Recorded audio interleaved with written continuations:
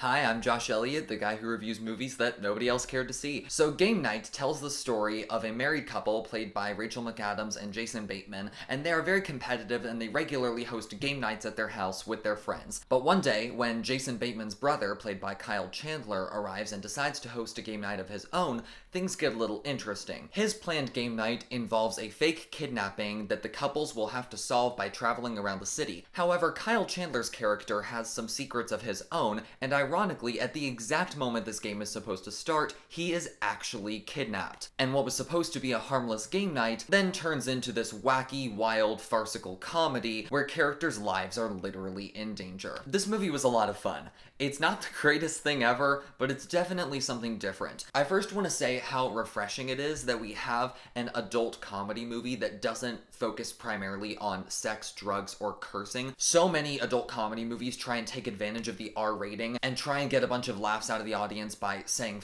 a bunch of times, or by the characters doing drugs and something goes wrong, or by demasculating a male character. And some movies can do it right, like both of the Neighbors movies, but then you have movies like Baywatch where it just crashes and burns. Game Night, however, is certainly an adult comedy movie, but it doesn't focus on those things. It is wholeheartedly dedicated to its premise and making jokes out of its concept and the characters, and I really admire that.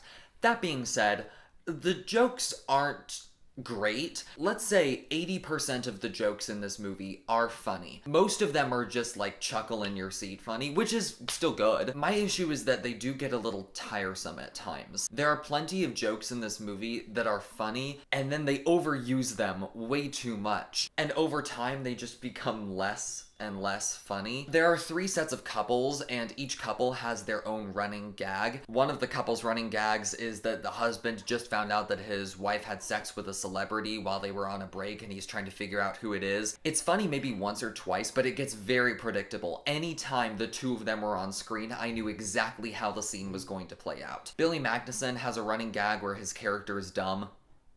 That's the entire running gag. Although he does manage to pull it off with his naturally adorable nature. He's like a puppy on screen, and the actress that played his date was also really witty and fun to watch. All of the couples have really good chemistry, and that's one of the main things that carries this movie, is that even though the jokes aren't ideal, I wholeheartedly believed the relationships that these characters had. Bateman and McAdams particularly have awesome chemistry. And I also really loved that even though their characters have issues that they have to resolve over the course of the movie, their marriage is still healthy at its core. They always stand by each other, they always help each other out. It's nice to watch because I just liked them so much. I really wanted them to get out of this on top. They kind of reminded me of Rose Byrne and Seth Rogen's characters in Neighbors. They have some issues, but it's not about them fighting against each other, it's about them fighting against this greater force, and I really liked that. Now, I've talked a lot about some of the weaker jokes in this movie. What are some of the really good jokes? What are the ones that have stuck in my mind that I remember? Well, to begin with, this movie has a great use of dramatic irony, because there's a good 30-minute portion of this movie where the characters have no idea that Kyle Chandler's character was actually kidnapped. They think it's a part of the game. It's great fun to watch all of these characters going all over the place, thinking that this situation is completely harmless when actually they're in imminent danger. This also has 2 of the best scenes in any movie this year so far. One of them is a scene where a character has to remove a bullet out of another character's arm. It's so funny watching them just try and talk themselves through it because they have no idea what they're doing,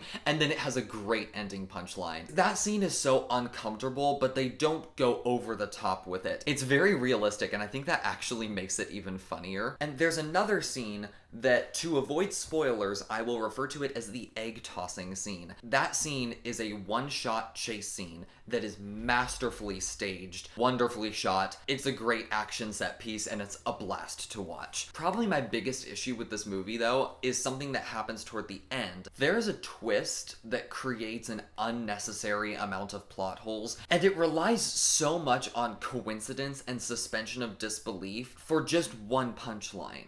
And I really don't don't think it was worth it, because instead of devoting all of my attention to the final 20 minutes of the movie, I spent a lot of it trying to figure out how that twist makes sense, where it fits in the grand scheme of things. It makes for a funny moment, but I think it was a poor choice on behalf of the writers. I do think most of the jokes in this movie work well. They're not all great, they're not all winners, and the ones that are winners do kind of get overused a bit, but ultimately, Game Night is still a refreshing, crazy comedy filled with characters that are silly, but you can still very easily root for them. I enjoyed watching it, even though it does have a few missteps, so I'll give Game Night a 6. So what did you think of Game Night if you saw it? Please let me know in the comments below. Click here to subscribe, and click here to watch our last video. Also, subscribe to my own personal channel. I don't post reviews on there, at least not anymore. I used to back in like 2015 and stuff. I've been posting a lot of short films that I've been making on there, so I'd love the feedback if you guys could watch my short films and let me know what you think. Thank you guys so much for watching. See you next time.